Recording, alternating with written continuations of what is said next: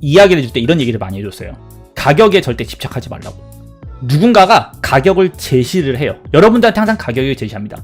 뭐 75,460원에서 팔아라, 뭐 65,300원에서 사라, 뭐 이렇게 얘기를 하지만 실제로 매매는 그 언저리에서 진행이 돼야 돼요. 좋아요와 구독 눌러주시면 내일 아침은 떡상. 어저께 이야기했던 관점이 중요한 관점 중에 하나였죠. 1일 차트, 1일 차트에 이제 20일 이평선이죠. 1일 차트의 20일 이평선에 대한 저항, 그리고 많은 알트 종목들이죠. 이 알트 종목들이 어디서 저항을 맞을 것이냐, 어디서 저항을 맞는 것을 유심히 봐야 되냐라고 한다면 이런 21평이죠. 항상 이 21평에 도달했을 때는 항상 주의해야 된다라는 이제 그런 관점이었어요. 지금 비트토렌트 같은 경우에도 21평선에서 이제 저항을 맞고 꼬리를 잡고 내려오는 상태인 거죠. 이제 에이다 같은 경우에도 21평에서 계속 저항을 받고 있는 상태였죠. 실제로 이제 넘겨서 유지하지 못하면 상승장으로는 가지는 못한다.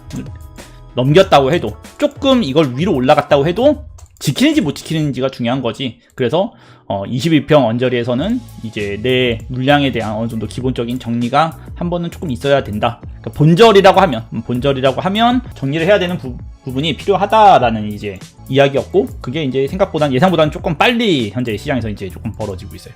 물론 많이 올린 애들도 있어요. 실제로 뭐 진짜 많이 올린 애들도 있는데 반등이 없어가지고 오른 것도 없이 밀리는 애들도 현재는 같이 발생을 하고는 있습니다. 실제로 이제 하고 있는 상태고요.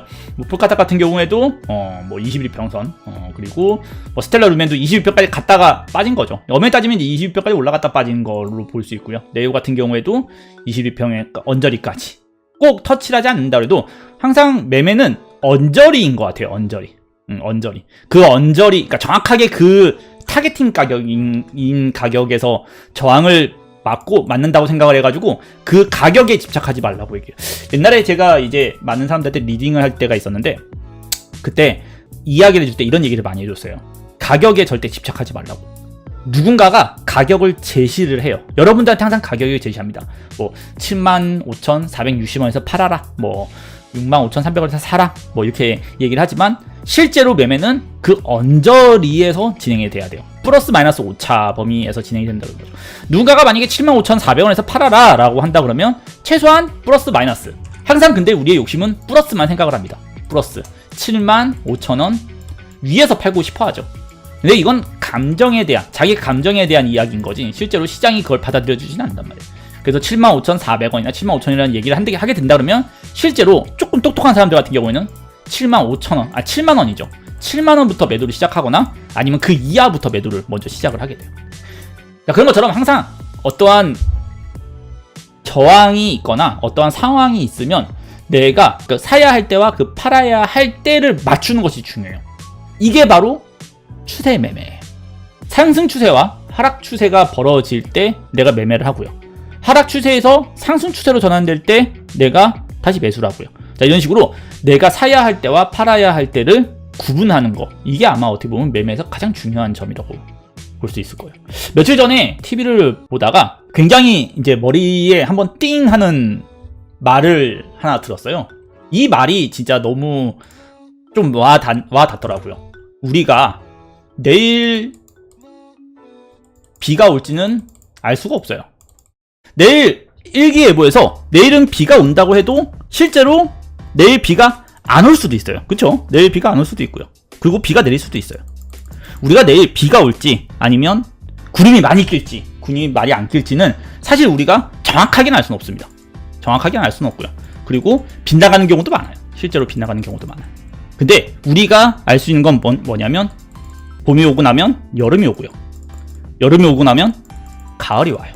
가을이 오고 나면 겨울이 오고요. 겨울이 오고 나면 다시 봄이 와요. 이거는 변하지 않습니다. 투자 시장에도 상승장이 오면요, 하락장이 와요. 우리가 알 수 있는 거는 상승장이 온 거와 하락장이 올 거라시란 것은 알 수 있어요. 봄이 오고 나서 여름이 오는 것처럼, 여름이 오고 나서 봄이 오는 것처럼은 우리가 다들 알 수 있고 그거를 느낄 수 있어요. 근데 당장 오늘 올라가는지 내일 올라가는지는 사실 알 수는 없어요. 투자에서 진짜 중요한 것은 오늘 올라가는지 오늘 내려가는지에 집착하는 게 아니고요. 이제 봄이 오는지 아니면 여름이 오는지 앞으로 겨울이 될지를 우리가 알고 매매하는 것이 오히려 더 내 자산을 좀 지키고요. 그리고 큰 손실을 내지 않고 큰 돈을 버는 방법이라고 좀 생각이 들더라고요. 지금은 뭐예요? 하락장이죠. 하락장이죠. 누구나 다 알고 있는 하락장입니다. 하락장. 너무 이런 하락장에는 단기적으로 올라오는 반등에 너무 크게 기대를 걸 필요는 없어요. 겨울이면 몸을 움츠려야 되는 거예요. 겨울이라고 새싹 하나 폈다고 해가지고 거기에 기분이 좋아가지고 날뛰면서 엄청난 상승을 기대한다는 거는 이번 같은 좀 무리가 이제 발생을 하는 거죠.